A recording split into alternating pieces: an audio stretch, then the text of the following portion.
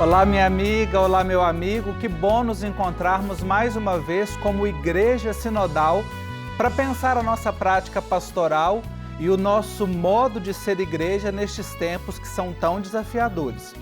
Nós temos dois assuntos muito importantes no programa de hoje e no primeiro bloco vamos voltar o nosso olhar para o desafio número 25 da primeira Assembleia Eclesial da América Latina e Caribe: reconhecer a multiculturalidade do continente no caminho da conversão teológica, pastoral e eclesial. E quem conversa com a gente nesse primeiro bloco é o teólogo Edivar Guimarães. Ele é doutor em Ciências da Religião, membro do Observatório da Evangelização da PUC Minas, um dos núcleos do Ânima, e também membro do nosso Serviço Teológico Pastoral. Professor Edivar, seja bem-vindo à nossa Igreja Sinodal. É uma alegria estar aqui nesse programa, que a gente acredita nele, né, que está fazendo um bem, está provocando essas reflexões necessárias nesse momento que vivemos. Isso, professor Edivar nos ajuda a pensar, inclusive, as temáticas, juntamente com todo o grupo do Serviço Teológico Pastoral. E a partir desse desafio que eu trouxe aqui, o desafio número 25, né, para começar a nossa conversa, ele traz uma questão bem característica, né, que é a multiculturalidade. Como é que nós podemos acolher a diversidade, essa multiculturalidade, no processo de evangelização?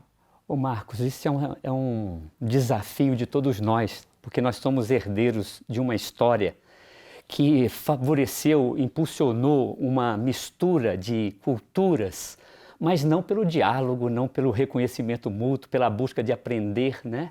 A cultura europeia veio se sentindo superior. Essa mentalidade colonial favoreceu relações de dominação, né? Não só dos nossos povos originários, não enxergar a beleza das culturas indígenas, não enxergar a beleza da cultura africana. Então, esse desafio é nosso, porque nós somos herdeiros dessa história, e essa violência toda de dominação não impediu que houvesse uma mistura, né? Nossos povos latino-americanos, essa riqueza cultural está aí. Então nós que, como cristãos, que somos herdeiros também de uma tradição que nos irmana, somos chamados a, primeiro, reconhecer a beleza dessas culturas como algo que vem de Deus e que nos desafia a construir fraternidade, relações justas, de mútuo aprendizado, de trocas. Então é o desafio da evangelização mesmo, que se propõe nos irmanar, confirmar nessa direção de uma cultura da justiça, do diálogo, né, da fraternidade. Uhum.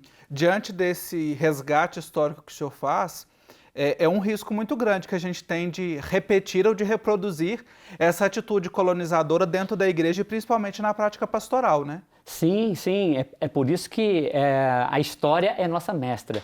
Não podemos deixar de fazer memória histórica, olharmos, né, aprendermos com os muitos erros do passado. A nossa igreja também, ela reproduziu, porque ela veio junto com os portugueses e reproduziu essa mentalidade colonialista, não soube, né, enxergar ali o seu desafio de olhar para o outro como irmão e irmã, né? E com essa disposição de aprender. O próprio cristianismo, como muito bem o número 25 fala, tem que aprender a se converter teologicamente. A nossa teologia, em geral, ela era muito importada da Europa. Nós demos conta já de fazer uma caminhada bonita da teologia latino-americana. E aí sim, hoje você tem a teologia indígena, a teologia negra, a teologia queer, né, LGBTQI+.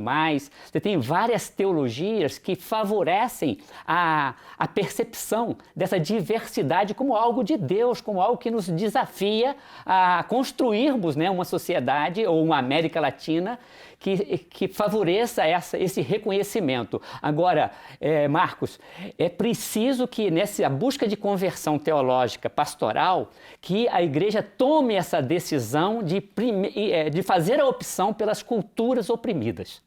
E aí sim, ficar ao lado. Nós estamos vivendo um processo de novo genocídio. Sim. Então, uma igreja que se propõe escutar, aproximar, ela vai ter que se colocar fraternalmente ao lado daquele que é oprimido. Isso é importante, essa atitude, né? E que reflete não só institucionalmente, mas aquilo que você vive e pratica aí na sua comunidade, na sua paróquia, no que está mais perto de você. Quando a gente traz um desafio da primeira assembleia para cá, cada desafio traz ali as orientações pastorais. E uma das orientações pastorais deste desafio nos pede para criar espaços que gerem processos de defesa da dignidade humana e respondam ante as situações de injustiça e pobreza. Este é um assunto muito próximo de nós, como o senhor já tocou, né? Como é que nós podemos sensibilizar as nossas comunidades a colocar em prática esta orientação? Sim, toda a palavra que a igreja emite nos seus documentos, na sua pregação, na sua catequese, ela tem que, nesse olhar para a realidade, mostrar que nós vivemos tempos de profunda desigualdade, de muitas pessoas excluídas e marginalizadas da mesa da igual dignidade, da mesa da cidadania, né? E é importante falar isso nesse contexto em que a própria igreja se coloca em escuta, né? De aproximar dos outros, não escutar as comunidades de aglomerado, as comunidades mais carentes, mais pobres, ficar ao seu lado, trazer, né, para dentro das comunidades, favorecendo rodas de troca de conversa, de escuta, de apoio às suas organizações, os coletivos, de participação nas suas lutas. Em termos de diálogo intercultural ou multicultural, essa aliança pela vida, né, de se dar as mãos àqueles que lutam pela sua dignidade, é um ponto fundamental para ter credibilidade à nossa palavra, que anuncia um Deus que é o nosso Pai, que é Pai de todos, né, que se encarna na palavra de Jesus, que é nosso irmão, e que nos dá uma força criativa pela Ruá Divina, exatamente para a gente lutar contra essas mentalidades, essas práticas de dominação, de exclusão, de preconceito. Olha, nós vivemos tempos de racismo estrutural, né? Como eu falei, de genocídio dos nossos povos que ainda resistem com muita bravura. Então a igreja ela tem que, para o seu discurso ter credibilidade, de caminhar juntos, de aproximar e favorecer essas experiências de solidariedade, de luta pela justiça, né? Sim, é caminhar juntos de verdade, não só falar para caminhar junto. E um outro desafio, né, para a gente conseguir abordar, uma outra orientação pastoral desse desafio, é favorecer a expressão teológica, litúrgica e espiritual destes povos. Que atitudes nós, professora Edivar, podemos ter enquanto cristãos, enquanto sujeitos eclesiais, para implementar esta orientação e favorecer de verdade uma conversão que seja teológica, pastoral e eclesial? Em primeiro lugar, antes de entrar na questão da igreja, eu tenho uma filha negra, né, e ela me mostra a importância dela se reconhecer numa pessoa na televisão, na igreja, vendo, por exemplo, num ministro, a sua etnia sendo contemplada, né, sendo valorizada, o seu ritmo, a sua cultura. Então, a igreja que tem uma liturgia rica, muitas vezes ela disse o seu mistério, ela nos ensinou a celebrar e ela não percebia que vinha numa expressão de uma cultura. Assim como Jesus se encarnou numa cultura, a liturgia que veio para cá é europeia. Então, as comunidades eclesiais de base de outras igrejas cunharam uma série de expressões litúrgicas, mas que não foram ainda reconhecidas. E que bonito a gente vê no Sino da Amazônia, na caminhada que a Igreja da Amazônia está fazendo, numa busca, por exemplo, de fazer uma liturgia indígena, né? de a Igreja reconhecer a necessidade, porque ela já tem várias, né? Expressões, não só musicais, litúrgicas, na sua linguagem, que essas culturas diversas ali se reconheçam na sua forma de rezar, de expressar sentimentos, a sua alegria, mas também o seu lamento, né? É muito importante nós reconhecermos que a nossa igreja precisa de uma diversidade litúrgica. As culturas, assim como a gente vê em outros âmbitos da vida, por exemplo, na culinária, várias expressões se misturarem na cozinha, uma tradição religiosa como o cristianismo, que está presente nos diversos continentes, aqui nesse país tão rico de culturas, isso tem que ser expresso e ser reconhecido como algo de Deus. Né? Reconhecer para que nós tenhamos uma atitude realmente de conversão, né? É o primeiro passo aí para que a gente coloque em prática este desafio tão importante. Eu quero agradecer ao professor Edivar Guimarães, teólogo, membro do Observatório de Evangelização da PUC Minas e também membro do nosso Serviço Teológico Pastoral. Obrigado pela sua reflexão aqui. E a gente encerra o bloco com uma mensagem do Papa Francisco publicada em sua conta no Twitter. Olha o que o Papa diz: podemos buscar juntos a verdade no diálogo, na conversa tranquila ou até na discussão apaixonada. É um caminho perseverante, feito também de silêncios, capaz de recolher pacientemente a vasta experiência das pessoas e da diversidade cultural dos povos. Fique comigo, nós vamos fazer um rápido intervalo e na volta a nossa conversa continua com o Padre Antônio Ronaldo. Até já! E a gente continua a conversa por aqui no nosso Igreja Sinodal, agora a partir do desafio de número 37, que nos propõe o seguinte: passar de uma pastoral na cidade à pastoral urbana. E quem nos ajuda na compreensão e reflexão deste desafio é o Padre Antônio Ronaldo Vieira Nogueira, mestre em Teologia Sistemática pela Faculdade Jesuíta de Belo Horizonte, professor e coordenador do curso de Teologia da Faculdade Católica de Fortaleza. É pároco da Paróquia Nossa Senhora do Rosário, em Aracati, no Ceará, e reitor do Seminário da Diocese de Limoeiro do Norte. Padre Ronaldo, muito bem-vindo à nossa conversa, ao nosso programa Igreja Sinodal. Saudações, Marcos, saudações a todos os telespectadores e também as pessoas que acompanham pelas diversas plataformas, seja de áudio, seja de vídeo. Esse programa que tem feito muito bem a pastoral e ao serviço da Igreja no Brasil. É uma alegria poder participar deste encontro com você e com tantas pessoas que nos acompanham. Maravilha, muito obrigado. E a partir desse desafio 37, eu queria trazer uma pergunta básica para ajudar a quem nos acompanha, que está na comunidade, na paróquia, ou que às vezes não tem uma ligação tão direta com a igreja ou com a atuação pastoral. Pastoral urbana, Padre Ronaldo, refere-se apenas a falar da cidade, da presença da igreja na cidade?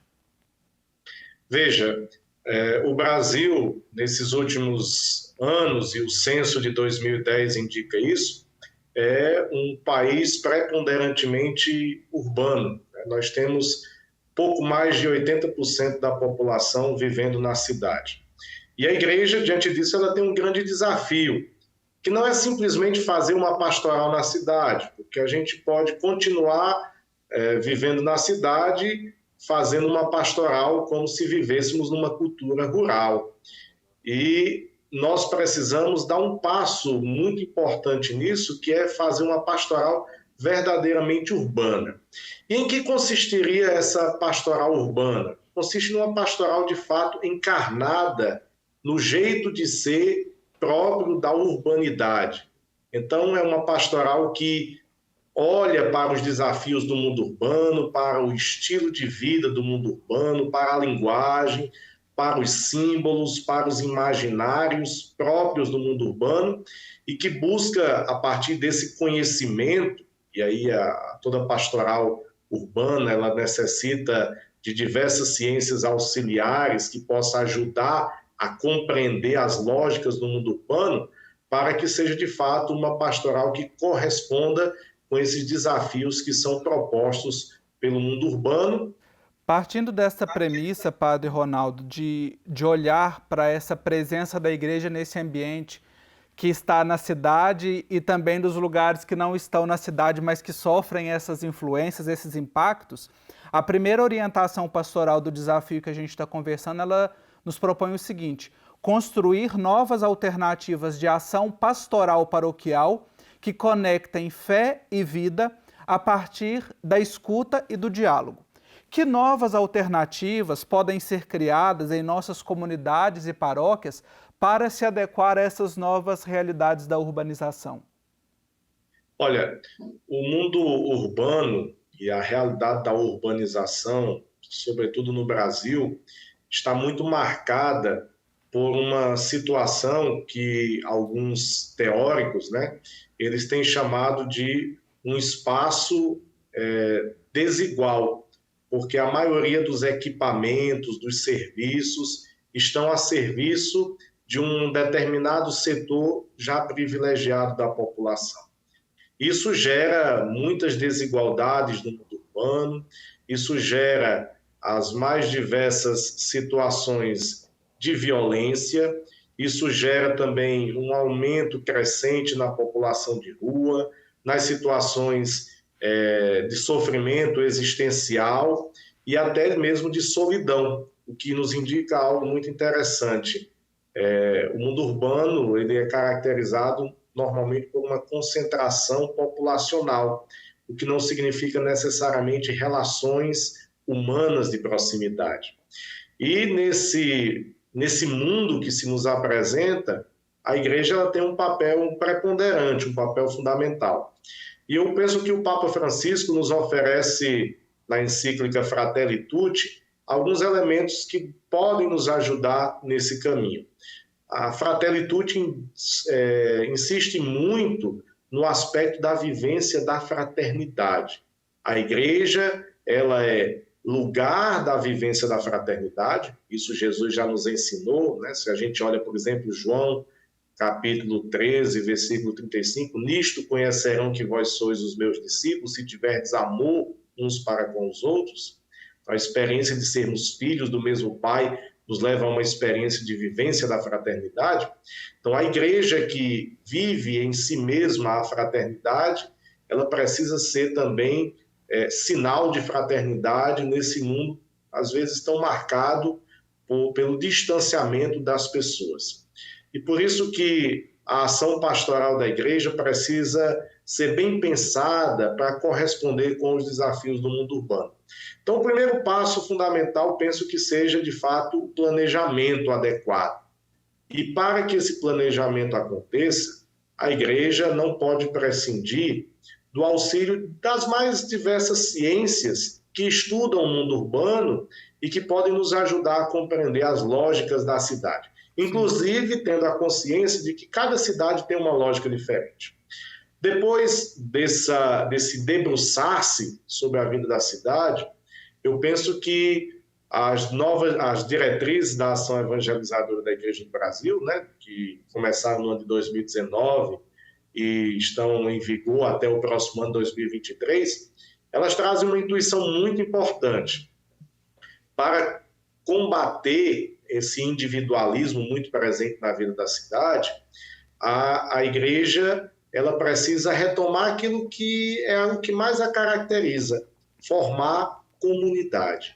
A gente precisa aprender novamente a ser e a formar comunidade. Pequenas comunidades, porque normalmente as nossas paróquias no mundo urbano se entendem já como uma comunidade, mas é uma comunidade em que muitas vezes as pessoas também não se conhecem, não vivem essa relação de fraternidade, porque as pessoas transitam muito no mundo urbano.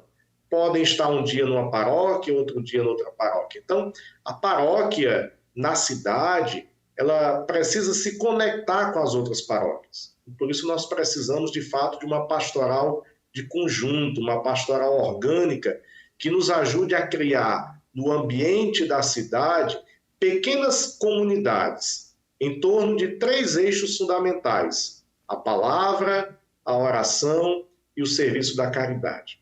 Como é que essas pequenas comunidades podem se formar? Elas podem se formar por rua, por condomínio, por afinidade, enfim, os mais diversos grupos que vivem e convivem na cidade podem ser sinais dessas pequenas comunidades que se reúnem em torno da palavra, da oração e do serviço da caridade. Então, eu penso que o caminho do planejamento pastoral na vida da cidade não pode prescindir desse elemento fundamental da vida da igreja: formar pequenas comunidades, multiplicar pequenas comunidades. E essas comunidades sempre em torno da palavra, da oração e do serviço da caridade. Eu penso, Padre Ronaldo, que esse desafio de comunitarização e de fazer também a integração com outros setores da sociedade civil já existia, mas que a pandemia também acentuou ainda mais, né? Tivemos que ficar reclusos durante muito tempo e agora também fazer esse processo de integração também na vida eclesial e pastoral intensifica este que já era um desafio da nossa igreja, né? Sem dúvida alguma. E a pandemia, que sempre foi vista por muitos como um problema, ela também pode ser a oportunidade de um novo modo de ser igreja que insiste novamente nessas pequenas comunidades. Então, durante o período de isolamento social, a gente sentiu a necessidade de estar com os outros. E, sem dúvida alguma, os serviços de comunicação, as pastorais da comunicação espalhadas pelo Brasil afora, exerceram um papel importante. Mas a gente não pode simplesmente pensar que com a transmissão de celebrações a gente já conseguiu resolver o problema. Porque a gente precisa, inclusive, fomentar que as pessoas se encontrem mais ou pudessem se encontrar mais nos espaços que estavam ali disponíveis. Então, é uma oportunidade também, durante o período de isolamento, né? Eu insisti muito isso na paróquia que eu trabalho, para que as famílias também pudessem se encontrar, pudessem rezar juntas, pudessem ouvir juntas a palavra de Deus e pudessem pensar em sinais de caridade, tanto do ponto de vista assistencial, a tantas pessoas que ficaram e padeceram como resultado da pandemia, mas que também se pudesse pensar em situações mais estruturais. E o Papa Francisco insistiu muito nas catequeses sobre a pandemia, sim, na necessidade de retomar esse tema da opção pelos pobres, do cuidado pela casa comum, do cuidado para que os bens do mundo chegassem a todas as pessoas e que as estruturas da sociedade pudessem ser trabalhadas também nessa direção. Nós conversamos sobre pastoral urbana, algumas pinceladas aqui com o padre Antônio Ronaldo, que conversou conosco direto do Ceará, né, passar da pastoral na cidade para a pastoral urbana. Padre Ronaldo, muito obrigado, viu, pelo tempo que o senhor dispensou para conversar conosco. Obrigado também, e penso que nós temos uma oportunidade na cidade também de nos conectar com as mais diversas instituições para criar os mais diversos ministérios de serviço às pessoas que na cidade vivem essas experiências, às vezes de solidão, de desespero, de falta de cuidado por parte de muitos. Então a igreja, ela pode ajudar a sistematizar todo um serviço para que a vida na cidade seja de fato sinal e germe do reino de Deus e a fraternidade que marca a vida da igreja possa de fato fermentar a vida da sociedade na cidade. Nós vamos voltar a conversar nessa esteira da Igreja Sinodal para compreender também nesses processos tão necessários aqui para o nosso tempo. E a gente encerra o programa de hoje trazendo a inspiração do Papa Francisco no discurso aos participantes do Congresso Internacional de Pastoral das Grandes Cidades. Ele diz o seguinte: é preciso ter a coragem de realizar uma pastoral evangelizadora audaz e sem receios, porque o homem, a mulher, as famílias e os vários grupos que habitam na cidade esperam de nós e precisam dela para a sua vida, a boa notícia, que é Jesus e o seu Evangelho. Muito obrigado pela sua companhia e até o nosso próximo programa.